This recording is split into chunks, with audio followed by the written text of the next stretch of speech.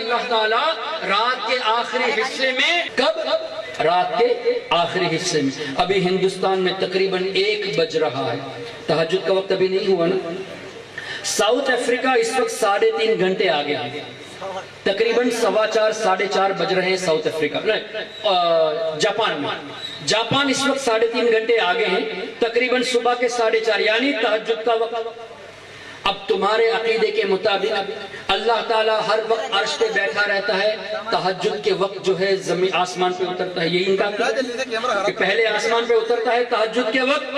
اب اس کا مطلب تم ایک اللہ کو نہیں مانتے. اگر ایک اللہ کو مانے ہوتے تو یہ ماننا پڑے گا کہ اللہ تعالیٰ موجود ہے. یہ نہیں کہہ سکتے کہ ہندوستان کا خدا عرش پر ہے اور جاپان کا خدا آسمان پہ ہے. ارے تمہارا یہ عقیدہ بتا رہا ہے تم اللہ کو ایک نہیں مانتے، تم مشرکوں کی طرح کئی خداؤں کو مانتے ہو. اور مشرک ہم کو کہتے ہیں، کئی خدا کو تم مانتے ہو اور اولیاء انبیاء کی تعظیم کرنے والے کو مشرک مانتے ہو. ارے تعظیم اور ورشپ کا فرق سمجھو، عبادت اور تعظیم میں رسپیکٹ اور ورشپ کا فرق سمجھو. تم کہتے ہو مزارات پہ جانا شرک ہے. شرک کا مطلب کیا ہوا؟ اللہ کی ذات یا صفات میں کسی کو شریک ٹھہرانا.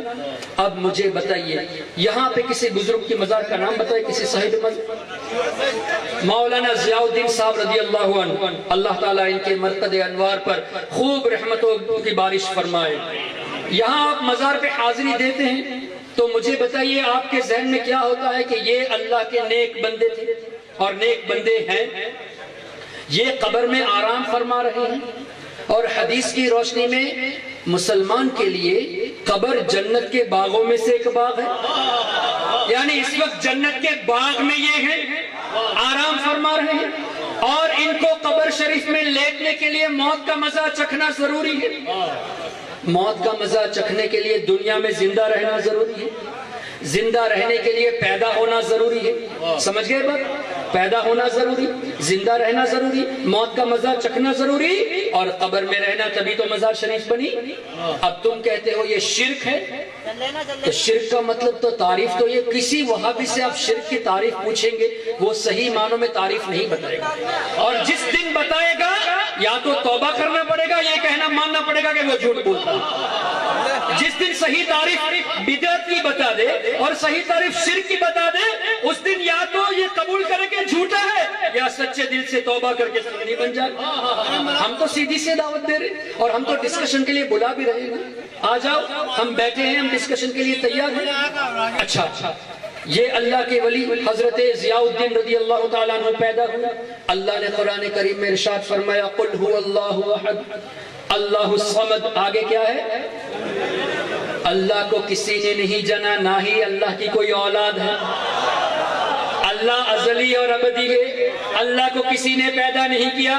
حضرت ضیاء الدین رحمت اللہ علیہ پیدا ہوئے تو کسی بھی طریقے سے کوئی سملیرٹی ہوئی نہیں کہ شرک ثابت کیا جائے.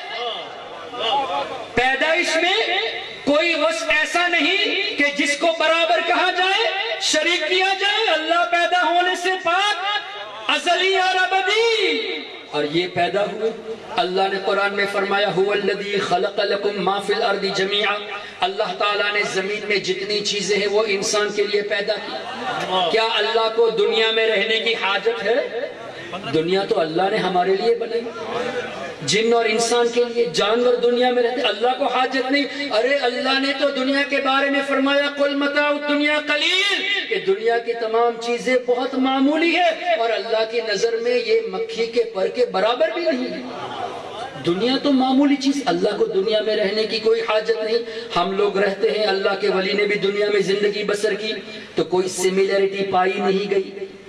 اچھا، آیت الکرسی میں اللہ نے فرمایا اللہ لا الہ الا هو الحی القیوم لا تأخذہ سنۃ ولا نوم. اللہ کو نہ نیند ہے نہ اونگ ہے. اور ان لوگوں نے موت کا مزہ چکھا. موت تو دور کی بات ہے، اللہ کو نیند بھی نہیں، اونگ بھی نہیں. یہاں بھی کوئی سملیرٹی پائی نہیں گئی. اور اللہ کی کوئی قبر نہیں، ان کی قبر شریف ہے. یہاں بھی کوئی سملیرٹی نہیں. اگر تم یہ کہتے ہو کہ مزار پہ جانا شرک ہے تو مطلب تم مانتے ہو کہ اللہ پیدا ہوا, تم مانتے ہو کہ اللہ نے دنیا میں زندگی بسر کی, تم مانتے ہو کہ اللہ کو موت آئی, تم مانتے ہو کہ اللہ قبر میں لیتا ہے. معاذ اللہ رب العالمین. دیکھو ہم سنیوں کا عقیدہ کتنا صاف ہے, کتنا صاف ہے. مزار پہ جانا اس بات کی دلیل ہے کہ ہم ان کو اللہ نہیں اللہ کا محبوب بندہ سمجھتے ہیں, ہم اللہ کا محبوب بندہ سمجھتے ہیں. اور مزارات پہ اس لیے بھی جاتے ہیں کہ جنت کے بغیچے میں یہ ہے تو جنت کے قریب ہم کھڑے. اللہ کی رحمتیں ہر وقت نازل ہوتی ہیں, رحمتوں کے کچھ قطرے حاصل کرنے کے لیے جاتے ہیں. اور تم شرک کہتے ہو, کتنے بڑے بے وقوف ہو. تم نے شرک کہہ کر تم نے اللہ کا پیدا ہونا ثابت کر دیا, اللہ کی مزار بھی تم نے ثابت کر دی. اب بتاؤ ہمارا عقیدہ صحیح کہ تمہارا